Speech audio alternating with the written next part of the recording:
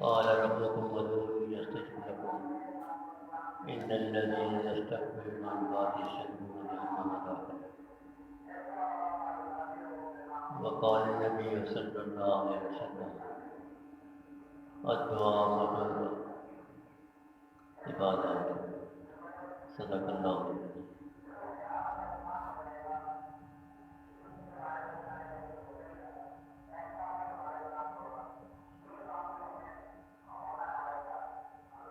بات کچھ اور کرنے کے لیے تھوڑی دیر پہلے ابھی مولوی مناز رحم اللہ کی بھانجی کا فون آیا. میرے ماموں پریشان ہیں بہت کچھ دنوں سے.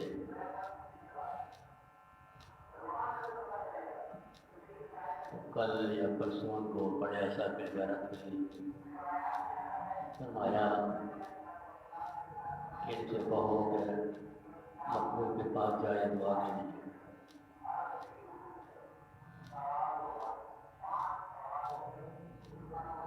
میں نے سمجھا چلو آج اسی موضوع پہ بات ہو جائے. اللہ نے فرمایا قال ربکم ادعونی استجب لکم. تو مجھے یاد کرو، مجھے پکارو، میں جواب دیتا ہوں. میں تمہاری دعاؤں کو قبول کرتا ہوں. میں تمہارے سوالوں کا جواب دیتا ہوں. میں تمہاری خواہشات کو پورا کرتا ہوں. تو مجھ سے مانگو، مجھے پکارو. استجب لکم، میں تمہاری دعاؤں کو قبول کرتا ہوں، سنتا بھی ہوں اور قبول بھی ہوں.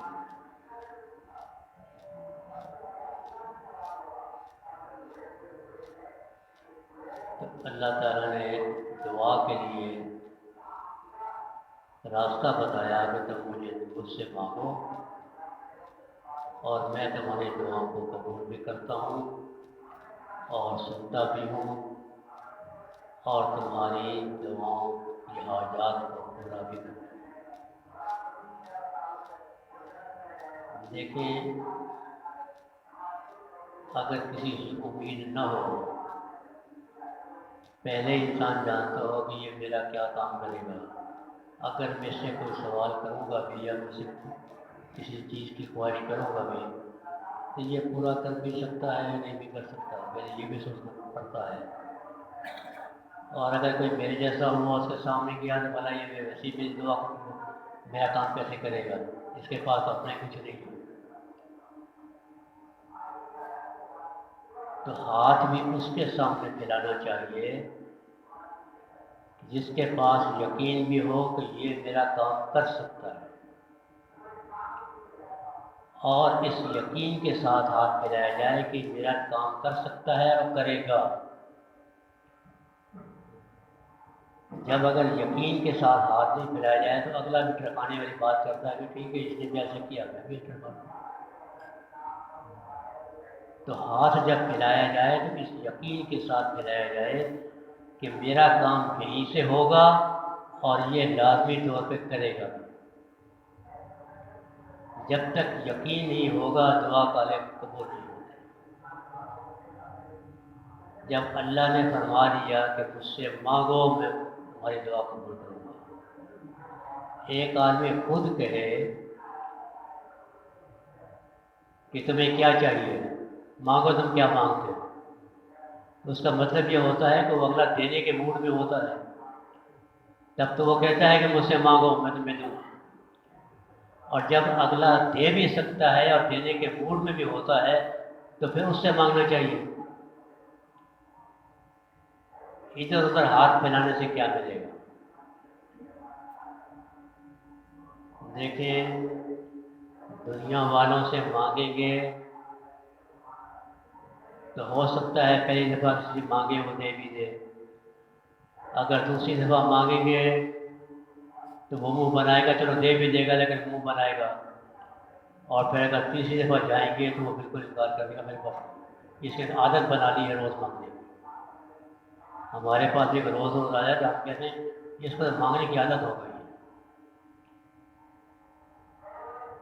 لیکن اللہ کی ذات ایسی ہے کہ اس کے سامنے جب بھی ہاتھ پھیلائیں وہ دیتے ہیں۔ اول تو بغیر ہاتھ پھیلائے ہی دیتے ہیں، ہاتھ پھیلانے کی ضرورت نہیں پڑتی، بغیر ہاتھ پھیلائے دیتے ہیں۔ جو ذات بغیر ہاتھ پھیلائے دیتی ہے اگر اس کے سامنے ہاتھ پھیلایا جائے تو وہ کیسے انکار کرے؟ ایک شخص بغیر مانگے دیتا ہے اور اگر اس سے مانگا جائے تو پھر وہ کیسے انکار کرے گا؟ لیکن بات یہ ہے کہ مانگنا بھی آنا چاہیے، مانگنا بھی آنا چاہیے۔ بغیر مانگے وہ دعا قبول نہیں ہوتی۔ دنیا والے مانگنے سے ناراض ہوتے ہیں، اللہ نہ مانگنے سے ناراض ہوتے ہیں۔ دنیا والے مانگنے سے ناراض ہوتے ہیں، اللہ نہ مانگنے سے ناراض ہوتے ہیں۔ ان الذین یستکبرون عن عبادتی سیدخلون جہنم داخلین، جو مجھ سے نہیں مانگے گا تکبر کرے گا، مجھے کیا ضرورت ہے مانگنے کی، ہم اس کو جہنم میں ڈالیں گے۔ مجھ سے کیوں نہیں مانگو؟ اللہ چاہتے ہیں مجھ سے مانگو۔ ہمارے دربار، ہماری حاجات دروازے کبھی کھلتے ہیں کبھی بند ہوتے ہیں، بادشاہ کے دروازے بھی کبھی کھلتے ہیں کبھی بند ہوتے ہیں۔ کسی کے پاس چلے جاؤ، آپ ہی صاحب سو رہے ہیں جی، آپ ہی صاحب ناشتہ کر رہے ہیں جی، اور یہ باہر نکلیں گے پھر حاجات پوری کریں گے جی۔ ابھی کبھی ناشتہ کر رہے ہیں کبھی سو رہے ہیں کبھی مصروف ہیں۔ اللہ کی ذات ایسی ہے کہ اس کے سامنے کسی ٹائم پہ بھی چلے جاؤ، ہر وقت دروازے کھلے ہیں، ہر وقت دروازے کھلے ہیں اور ہر وقت دینے کے لیے تیار۔ نبی صلی اللہ علیہ وسلم نے فرمایا اگر ساری مخلوق، صرف انسان نہیں، ساری مخلوق جتنی بھی ہیں وہ اپنے اپنی حاجات پیش کریں، جو ان کے دماغ میں آتی ہے سب سے بڑی چیز مانگیں، جو ان کے دماغ میں آتی ہے کہ سب سے بڑی چیز مانگیں، اور اللہ سب کو ان کی خواہش کے مطابق عطا فرماتے ہیں۔ تو اللہ کے خزانوں میں اتنی بھی کمی نہیں آتی کہ سمندر میں سوئی ڈال کے باہر نکالیں جتنا پانی کم ہوتا ہے، اللہ کے خزانوں میں اتنی کمی نہیں آتی۔ اللہ کے خزانے بے حساب ہیں، صرف ہمارے مانگنے میں کمی آتی ہے، ہمیں مانگنا نہیں آتا۔ ہم دوسروں کے دروازے پہ ہیں، تم میرے واسطے دعا کرو، تم میرے واسطے، خود اللہ کے سامنے ہاتھ کیوں نہیں پھیلاتے؟ کیا اللہ ان کی سنتے ہیں، دوسروں کی سنتے ہیں، ہماری نہیں سنتے؟ ہماری بھی سنتے ہیں، اللہ نیک کی بھی سنتے ہیں، اللہ گناہگار کی بھی سنتے ہیں، اللہ بچے کی بھی سنتے ہیں، اللہ بڑے کی بھی سنتے ہیں، اللہ جوان کی بھی سنتے ہیں، اللہ بوڑھے کی بھی سنتے ہیں۔ سامنے ہاتھ پھیلا کے تو دیکھیں ہمارے ہاتھ کیسے خالی آتے ہیں۔ ارے ہمارے در پہ کوئی آ جائے، کوئی روٹی کا سوال کرے، روٹی کا ٹائم نہ بھی ہو تو پھر بھی گوارا گھر والے کہتے ہیں یار ابھی آ گیا در پہ، اس کو 2 روٹی پکا کے دے دو، بیچارے کو پتہ نہیں کہاں سے غریب آیا ہے، کہاں سے بھوکا ہے، اس کو دے دو، بغیر ٹائم پہ بھی دے دیتے ہیں۔ تو اللہ بغیر، جب دنیا والے غیرت کرتے ہیں تو اللہ تو سب سے بڑے غیرت کرتے ہیں، اللہ سب سے بڑے غیرت کرتے ہیں۔ اللہ چاہتے نہیں ہے کہ میرا بندہ خالی ہاتھ واپس لائے، ہم نہیں چاہتے ہمارے در پہ آیا ہوا کو خالی ہاتھ واپس جائے، کچھ تھوڑے بہت زیادہ نہیں تو کچھ نہ کچھ دے دیتے ہیں کہ بندہ آیا ہے خالی ہاتھ واپس نہ جائے۔ اللہ تو اتنے غیرت مند ہیں، ان کے دوبارہ پہ آئے پھر وہ خالی ہاتھ واپس جائے، یہ کیسے ہو سکتا ہے؟ لیکن ہمیں مانگنا نہیں آتا، مانگنے کا بھی طریقہ ہوتا ہے۔ دیکھیں آج پر آپ نے فقیروں کو دیکھا ہوگا، پہلے آتے ہیں تو کتنی اس کے بعد تعریفیں کرتے ہیں یہ بڑا سخی ہے، یہ ہے، وہ ہے، سب کیا، پھر اس کے بعد ہاتھ پھیلاتے ہیں مجھے خواہش پوری کرو۔ اللہ کے سامنے جب ہم ہاتھ پھیلائیں تو اللہ کی پہلے تعریف کریں، یا اللہ آپ سب کچھ دینے قابل نہیں دے سکتے، آپ میری خواہش پورا کر سکتے ہیں، میں اس یقین سے آیا ہوں آپ کے در پہ میری خواہش پوری ہوگی۔ پھر دیکھیں اللہ ہاتھ خالی کیسے بھیجے۔ ہمیں مانگنا تو آتا نہیں ہے، ہاتھ ہمارے ایک طرف ہوتے ہیں اور منہ دوسری طرف ہوتا ہے۔ اگر کوئی ہمارے پاس آ جائے، ہاتھ سامنے ہو اور منہ دوسری طرف باتیں کرے تو ہم کہتے ہیں کہ ایسا مانگنے والا ہے، آیا ہے مانگنے کے لیے اور بات دوسرا پھر کے بیٹھا ہوا ہے۔ وہ حساب ہمارے ہے، ہم ہاتھ اللہ کے سامنے ہوتے ہیں اور دل ہمارا کہیں اور جگہ ہوتا ہے، پتہ نہیں پڑتا ہم کیا مانگ رہے ہیں۔ ہم نے دعائیں رٹ رکھی ہیں، ربنا آتنا فی الدنیا حسنۃ وفی الآخرۃ حسنۃ، دعا رٹ لی، پڑھ لی، بس پتہ ہی نہیں ہم نے رب سے کیا مانگا ہے، ہم نے رب سے کیا مانگا ہے۔ ایک رٹی ہوئی دعا ہے، رٹ لیا، پھر پتہ ہی نہیں ہم کہاں بیٹھے ہیں، کس سے مانگ رہے ہیں، کیوں مانگ رہے ہیں اور کیا مانگ رہے ہیں، اس کا پتہ نہیں ہے، رٹی ہوئی دعا ہم نے پڑھ لی۔ دیکھیں، ایک ہوتی ہے دعا پڑھنا، ایک ہوتی ہے دعا مانگنا، اور ایک ہوتی ہے دعا لینا، تینوں میں فرق ہے۔ ایک ہوتی ہے دعا پڑھنا، ایک ہوتی ہے دعا مانگنا، اور ایک ہوتی ہے دعا لینا۔ دعا پڑھنا تو یہ ہے ربنا آتنا فی الدنیا حسنۃ، دعا پڑھ لیا ہمیں پتہ نہیں پڑا ہم نے کیا پڑھا ہے، کیا لیا، اللہ سے کیا مانگا ہے، کیا نہیں مانگا۔ ایک ہوتی ہے دعا مانگنا، ہم اس یقین کے پاس اپنے رب کے سامنے کھڑے ہوں کہ یا اللہ آپ دینے والے ہیں، میں دینے والا ہوں، مجھے دیں۔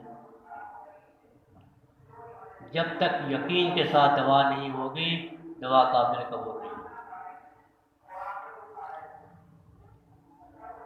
بیت اللہ شریف میں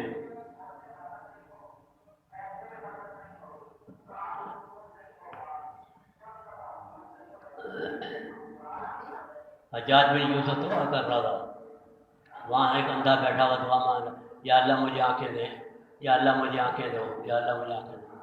حجاج بن یوسف جہاں دعا کر رہا تھا، اس نے آواز سنی، اس کے پاس آ کھڑا ہو گیا، اس کو کہنے لگا اندھے،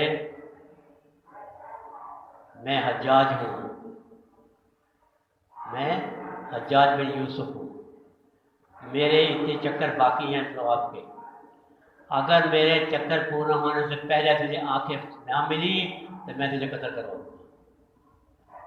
اور سپاہی کو اس کے ساتھ کھڑا کر دیا، کتے کو بھاگنے لگے اٹھ گئے۔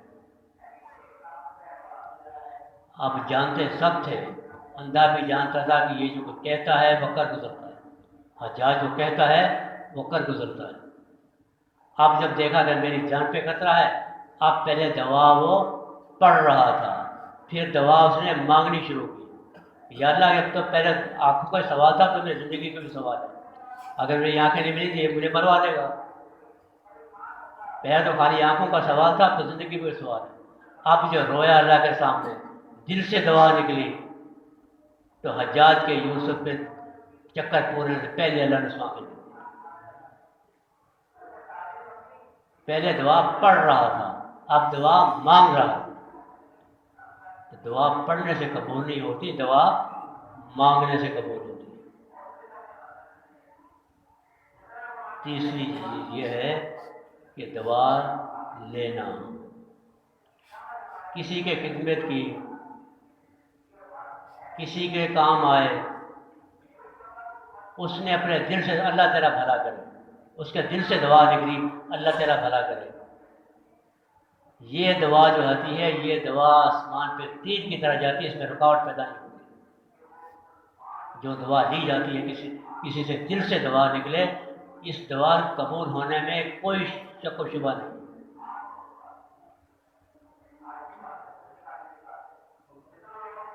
اور سب سے بہتر دعا جو ہے وہ اپنے والدین سے لینی چاہیے۔ حضرت علی فرماتے ہیں مجھے افسوس ہوتا ہے اس شخص پہ جس کا باپ زندہ ہو اور وہ دوسرے کے پاس جائے میرے لیے دعا کرے، جس کا باپ زندہ ہو اور دوسرے کے پاس جائے میرے لیے دعا کرو۔ اولاد کے حق میں باپ کی دعا 100% قبول ہوتی ہے۔ یہ جو ہم اللہ والوں کے پاس جاتے ہیں، حضرت میرے لیے دعا کریں، میرے لیے دعا کریں، یہ بھی ایک روحانی اولاد ہوتی ہے۔ اس کی وجہ سے وہ دعا ہاتھ اٹھاتے ہیں، اللہ تعالیٰ کی دعا قبول کرتے ہیں۔ اس لیے ہم ان کے پاس جاتے ہیں۔ تو دعا مانگنے سے قبول ہوتی ہے، دعا پڑھنے سے نہیں ہوتی۔ پھر دعا کا طریقہ بھی ہے۔ دیکھیں، ایک دفعہ جا رہے تھے، نبی صرف جا رہے تھے، صحابہ ساتھ تھے، ایک شخص بیٹھ کے دعا مانگ رہا تھا، بڑی التجا سے، بڑی خوشی و خضوع سے دعا مانگ رہا۔ نبی نے صرف فرمایا اگر اس نے دعا اچھی طرح بند کر دی، اس کی دعا کا قبول ہو جائے گی۔ اگر اس نے دعا اچھی طرح بند کر دی، اس کی دعا قبول ہو جائے گی۔ تو ہمارے یا رسول اللہ دعا بند کیسے کرے گی؟ فرمایا جس طرح یہ پڑھ رہا ہے، اس کے بعد یہ آمین کہے اور درود پڑھے۔ درود دعا کو بند کر دیتی ہے، اس کے بعد کچھ نہیں کرتی۔ اس لیے جب دعا کی جائے تو پہلے درود پاک پڑھا جائے، پہلے الحمدللہ کہا جائے، اللہ کی تعریف کی جائے، اس کے بعد درود پاک پڑھا جائے، اس کے بعد پھر دعا مانگی جائے، اور اس کے بعد پھر درود پاک پڑھ کے اپنے ہاتھ میں دعا کرے۔ جب آگے پیچھے درود پاک ہو جاتا ہے، اس کی دعا بند ہو جاتی ہے، اس کی قبول ہونے میں کوئی شک و شبہ نہیں رہتا۔